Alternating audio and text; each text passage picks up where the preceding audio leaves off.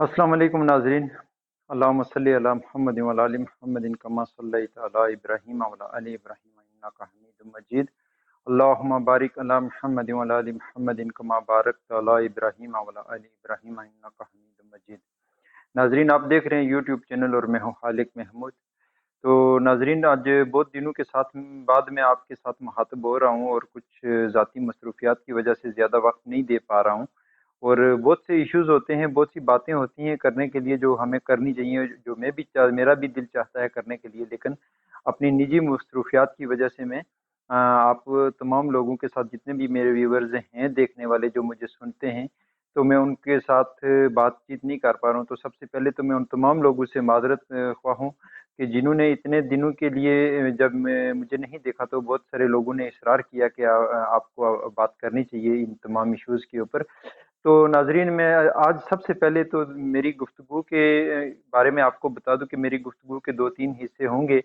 जो और मैं कोशिश करूँगा कि कम वक़्त में इसको इंक्लूड करूँ। और सबसे पहले मैं इस वक़्त जिस इश्यूज़ पे बात करने की ज़रूरत है और पूरी उम्मत मुस्लिमा को इस इश्यूज़ पे बात करने की ज़रूरत है,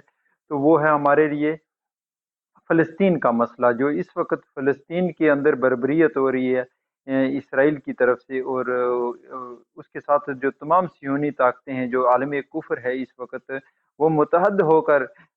फ़लस्तीन के ऊपर चढ़ाई करने के लिए बिल्कुल यानी कि बेचैन बैठा हुआ है। और इसराइल यानी कि यके बाद दीगरे इस वक़्त जो बमबारी कर रहे हैं, और उसमें सैकड़ों बच्चे, मर्द, औरतें और बूढ़े शहीद हो चुके हैं फ़लस्तीन के अंदर, गज़ा की पट्टी के अंदर। और इस पर मैं ये कहना चाहूँगा कि इस पर हमारा उम्मत मुस्लिमा का एक इंतहाई शर्मनाक इस वक़्त किरदार निभाया जा रहा है। और इस वक़्त देखें, दूसरी तरफ अमेरिका खुलकर इसराइल की इमदाद के लिए पहुँच चुका है, और दूसरे जो उनके इत्तेहादी ममालिक हैं, उनकी मदद के लिए पहुँच चुके हैं। और हमारे इस्लामी ममालिक, जिनको अल्लाह ताला ने बहुत सारा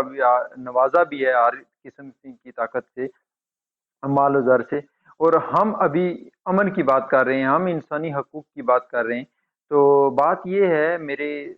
दोस्तों, भाइयों, कि इस वक़्त उम्मत मुस्लिमा के तमाम लोगों से मेरी ये सबसे अपील है, दर्दमंदाना अपील है, कि आप लोग, तमाम लोग निकलें और भरपूर निकलें, और तमाम लोग अपनी अपनी हुकूमतों को इस बात पे मजबूर करें कि वो फ़लस्तीनियों का साथ दें। इस वक़्त उम्मत मुस्लिमा की ये ज़िम्मेदारी है कि वो फ़लस्तीन के का बढ़ चढ़कर और एलानिया साथ दिया जाए, क्योंकि इस वक़्त जो अमेरिका का, जिसका इस पूरे अमल में कोई देना नहीं है, वो वहाँ से अपने बहरी ये अड्डे लेकर वो फ़लस्तीन इसराइल के पास पहुँच चुका है मदद के लिए। तो क्या हम एज़ ए मुस्लिम, जो हमारा एक ईमानी जज़्बा भी है, ईमानी अक़ीदा और ईमानी फ़रीज़ा भी है, तो हमें भी इस बात के लिए निकलना चाहिए फ़लस्तीनियों की मदद के लिए और क़िबला अव्वल की आज़ादी के लिए। और उसके बाद मैं ये कहूँगा कि मैं सलाम पेश करता हूँ सऊदी अरब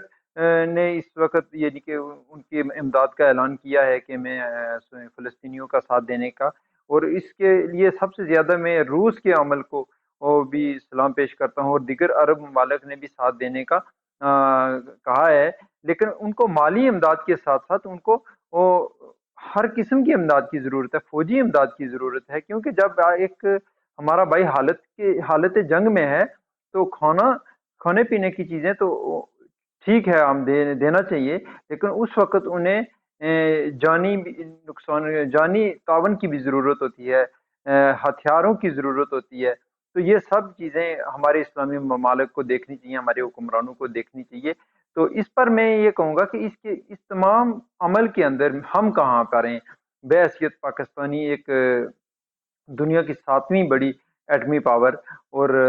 अफ़वाज के एतबार से, तो हम कहाँ पर हैं? तो मैं बहुत अफ़सोस के साथ, बहुत शर्मिंदगी के साथ ये कहूँगा कि इस वक़्त हम बिल्कुल ऐसे मुकाम पर खड़े हैं कि हम फ़लस्तीनियों को भूल चुके हैं, पाकिस्तानी हुकूमत। और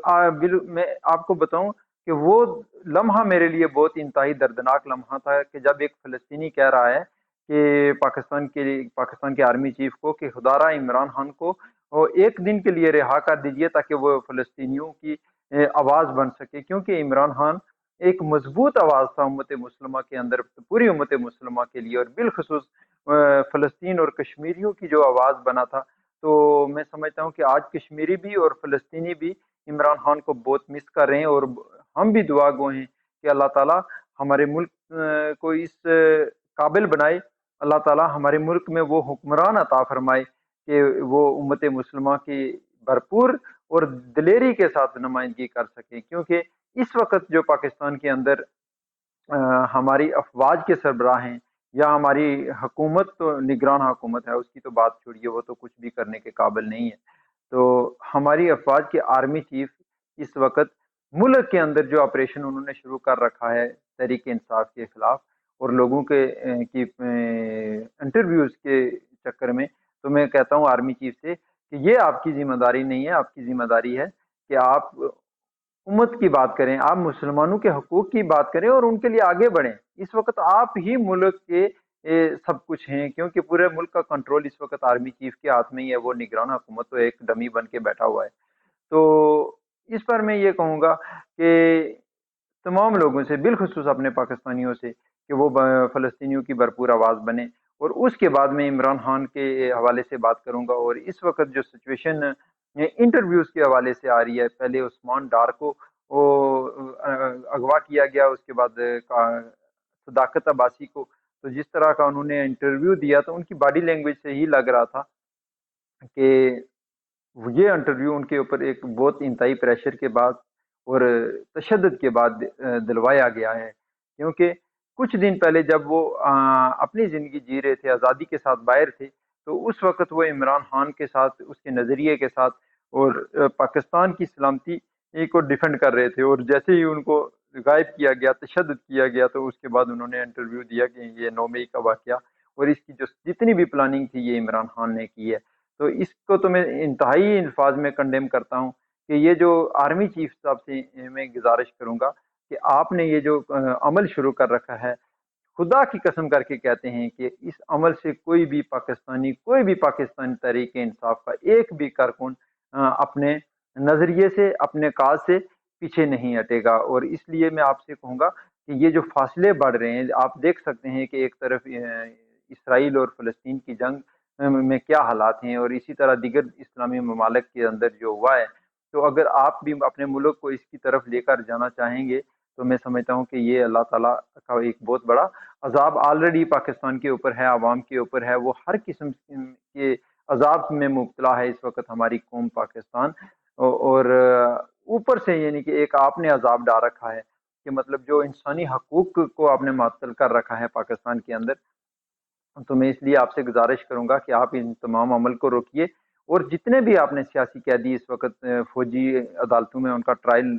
آج میں نے خبر سنی ہے کہ فوجی ٹرائل شروع ہو چکا ہے، تو یہ ایک انتہائی افسوسناک اور غیر آئینی اور غیر قانونی عمل آپ نے جاری کیا ہے، اور اپنے لوگوں کو ہی سزائیں دینے کے در پہ ہیں آپ، اور یہ وہ لوگ ہیں جو آپ کی حراست میں ہیں کہ جو پاکستان کے انتہائی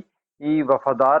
اور آئین اور قانون کے بیچ میں رہ کر ملک کے آئین کا احترام کرنے والے، انسانی حقوق کا احترام کرنے اور اپنے ملک اور اپنی افواج کو ڈیفینڈ کرنے والے یہ لوگ تھے۔ تو آپ نے ان کے خلاف جس طرح کا یہ عمل شروع کیا ہے، تو میں سمجھتا ہوں کہ یہ قوم میں اور آپ میں ایک بہت بڑی دراڑ پڑ چکی ہے۔ تو میں سمجھتا ہوں کہ اگر آپ چاہتے تو اس دراڑ کو مٹا سکتے تھے، عوام کو اور افواج پاکستان کو ایک دوسرے کے قریب لا سکتے تھے۔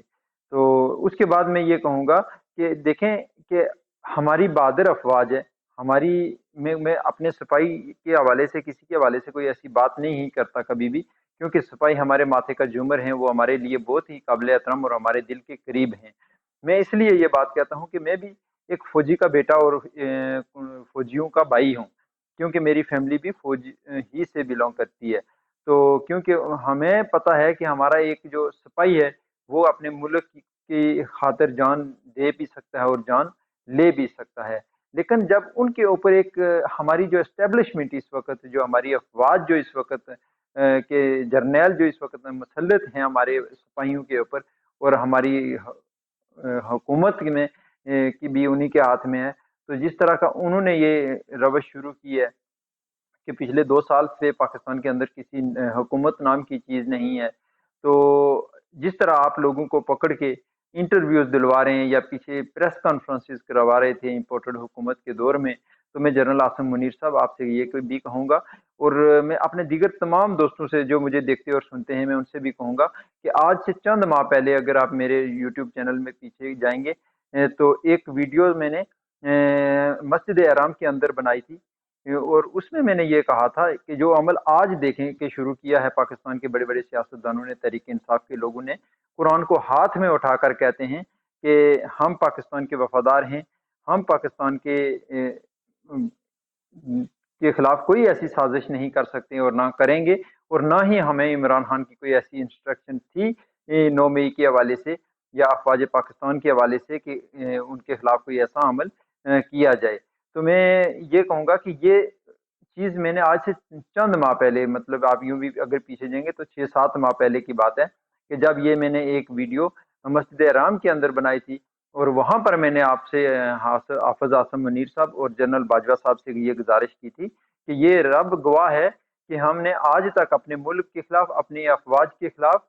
کوئی سازش نہ کی، نہ کسی سازش کا حصہ بنے، ہمارا رب اس بات کا گواہ ہے۔ تو ہمیں آپ سے کسی سرٹیفکیٹ کی ضرورت نہیں ہے، اور اگر آپ ہمیں غداری کے سرٹیفکیٹ باندھیں گے تو یہ بھی ہمیں کسی صورت قبول نہیں ہے، کیونکہ پاکستان ہمارا ہے اور ہمارا ہی ہے، اور ہم نے ہی اس کا دفاع کرنا ہے، کیونکہ آپ نے اس کے دفاع سے آنکھیں چرا لی ہیں، آپ نے اس کے دفاع کا کام چھوڑ کر اپنے لوگوں کے اوپر جو ظلم اور تشدد کا بازار گرم کر رکھا ہے، جو عورتوں کو جیلوں میں ڈال رکھا ہے، جو نوجوانوں کو جیلوں میں ڈال رکھا ہے، جو اس ملک کا مستقبل تھے، تو میں سمجھتا ہوں کہ یہ ایک بہت انتہائی شرمناک عمل ہے۔ اور اس کے بعد میں اپنے تمام ناظرین سے یہ کہوں گا کہ اس وقت جو سیاسی اعتبار سے جو مسلم لیگ نون اور نواز شریف نے ایک بیانیہ بنانے کی کوشش کی ہے، تو جس طرح بری طرح سے ان کا بیانیہ یہ فلاپ ہوا ہے پاکستان کے اندر، کیونکہ پاکستان ان کے جو یہ ولیمے ہوئے ہیں پچھلے دنوں میں، تو ان میں پاکستانی عوام جا کر عمران خان کے نعرے لگاتی ہے۔ تو میں کہتا ہوں کہ مسلم لیگ نون کے لوگوں سے بھی کہ آپ بھی ہوش کے ناخن لیں، سب سے پہلے پاکستان ہے تو آپ ہیں، اور اگر پاکستان نہیں تو نہ افواج ہے، نہ پاکستان ہے، نہ ہم ہیں، نہ آپ ہیں، کوئی بھی نہیں ہے۔ پاکستان کی سلامتی سب سے پہلے ہے۔ تو اس لیے میں آپ تمام دوستوں سے گزارش کروں گا، اس ملک کے تمام ان ارباب اختیارات سے، جرنیلوں سے گزارش کروں گا کہ آپ اس بات سے پیچھے ہٹ جائیے۔ عمران خان نہ جھکا ہے اور نہ وہ جھکے گا، یہ ہمارا ایمان ہے، یہ ہمارا یقین ہے اس کے اوپر۔ اور اس کے بعد ہم عوام، پاکستان کی عوام، یعنی کہ سینہ تان کے سیسا پلائی دیوار کی طرح عمران خان کے ساتھ کھڑی ہے، اور اگر آپ چاہتے ہیں کہ الیکشن میں آپ ہمیں باہر رکھ کر الیکشن کروا لیں گے تو یہ آپ کی بھی بھول ہے، کیونکہ ایسا کوئی بھی الیکشن نہ اس ملک کے آئین میں ہے اور نہ اس ملک کی عوام کو یہ قابل قبول ہوگا کہ آپ ان کو پی ٹی آئی کو، تحریک انصاف کو یا عمران خان کو باہر رکھ کر آپ الیکشن کروانے کی کوشش کریں گے۔ اور اگر ایسا کوئی عمل کرنے میں آپ کچھ وقت کے لیے کامیاب ہو بھی گئے تو میں آپ سے یہ کہوں گا کہ یہ ملک کے لیے انتہائی خطرناک ثابت ہوگا اور ملک کو نقصان پہنچے گا اس کا، کیونکہ پاکستان کی عوام اس وقت کسی بھی سیاسی پارٹی کے ساتھ نہیں ہے۔ وہ 70 سے